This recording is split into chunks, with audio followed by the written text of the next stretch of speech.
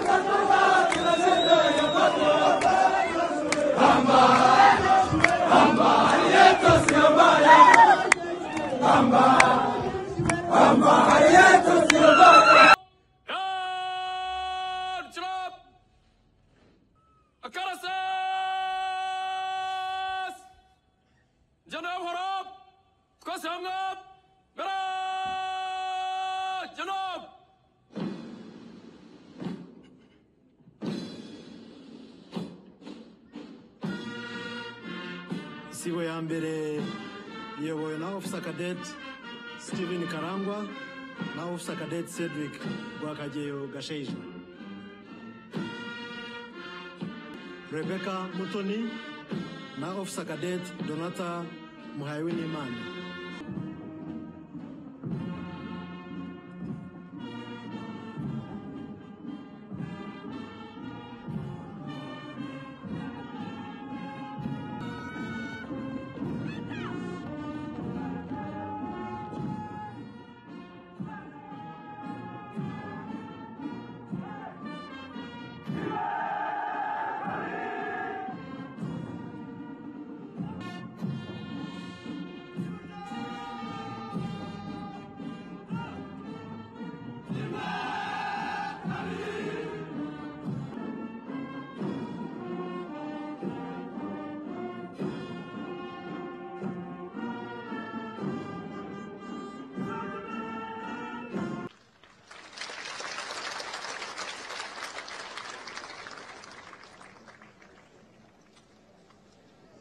Umunyeshuri wahize abandi mubize imyaka 4 ni Officer Cadet Yves Ndamukunda.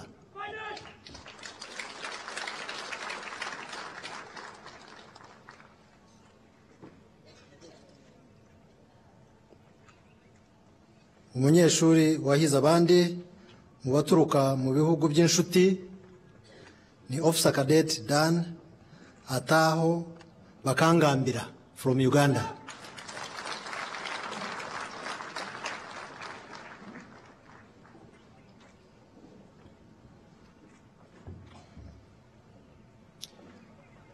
Umunyeshuri wahize abandi mubize umwaka umwe akaba ari nawe wahize abandi muri byose ni Officer Cadet Emmanuel Kayitare.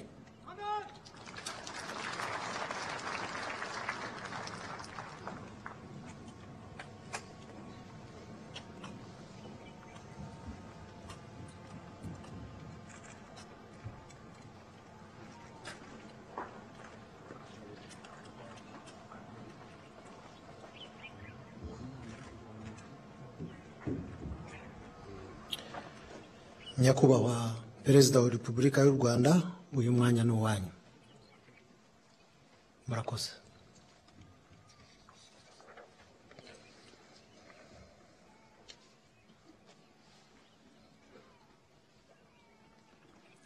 Umunyeshuri wahize abandi mubize igihe kigufi short cadet yitwa Officer Cadet Jean Dodier Yakaremye.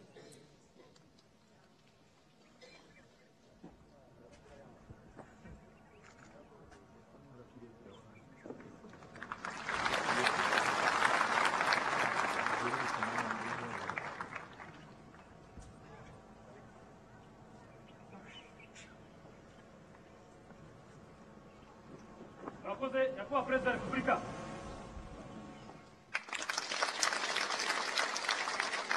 Umunyeshuri wahize abandi mu bize imyaka 4 ni Officer Cadet Yves Ndamukunda.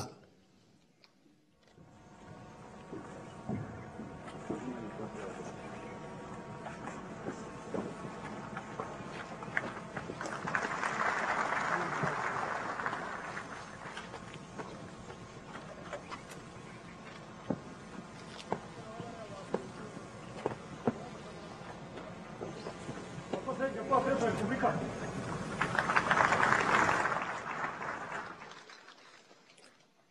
Umunyeshuri wahize abandi mu baturuka mu bihugu by'inshuti ni Officer Cadet Dan Ataho Bakangambira.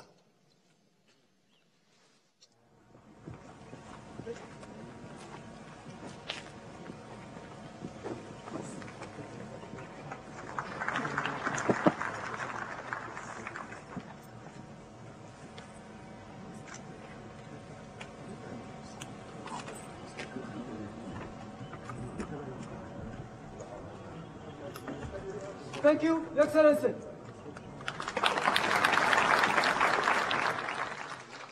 Umunyeshuri wahize abandi mu bize umwaka umwe akaba ari nawe wahize abandi muri byose ni Officer Cadet Emmanuel Kayitare.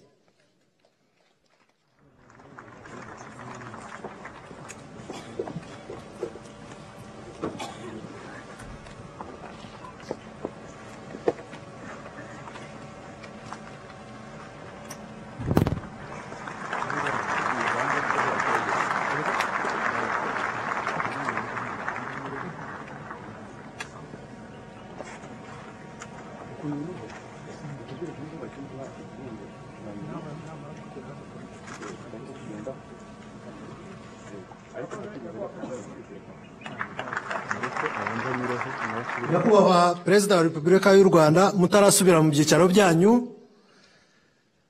hagiye gukurikiraho gahunda yo gutanga impeta ku banyeshuri basoje amasomo. Umwanya ni uwanyu, Nyakubahwa Perezida wa Repubulika. Yewe Kagame Paul, Perezida wa Repubulika y'u Rwanda, nkaba n'umugaba w'ikirenga w'ingabo z'u Rwanda, inshingiye ku itegeko nshinga rya Repubulika y'u Rwanda n'andi mategeko, mbahaye ipeti rya Second Lieutenant mu ngabo z'u Rwanda.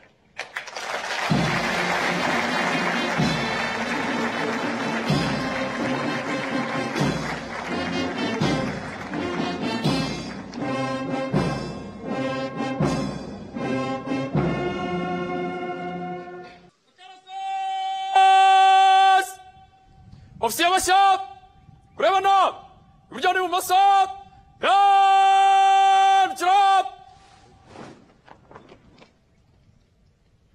ofisiye bashya kwambikana amapeti, akarasasi komeza.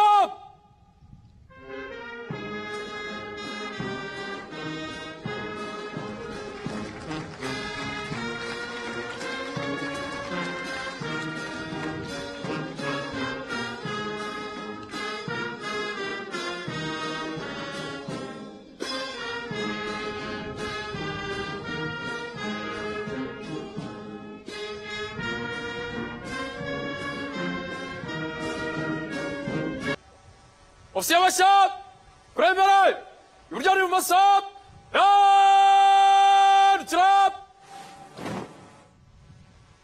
abofisiye mu mirongo.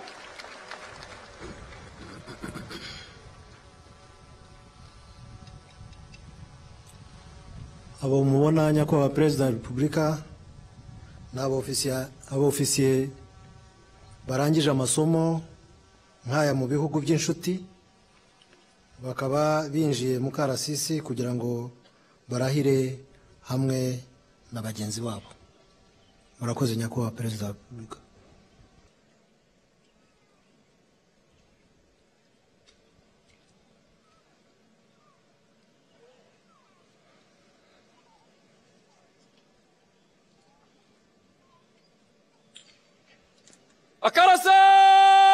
Akarases!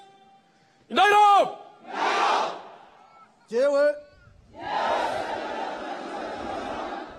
ndahirira u Rwanda ku mugaragaro ko nzarinda igihugu ko ntazahemukira Repubulika y'u Rwanda ko nzubahiriza itegeko nshinga n'andi mategeko ko nzubaha amabwiriza ya gisirikare atangwa hakurikijwe uruhererekane rw'ubuyobozi ko nzaharanira uburenganzira bwa muntu n'ibyagirira abanyarwanda bose akamaro ko nzaharanira ubumwe bw'abanyarwanda ko nzakorana umurava imirimo nshinzwe ko ntazakoresha ububasha mpawe mu nyungu zanjye bwite nintatira iyi ndahiro nzabihanirwe n'amategeko.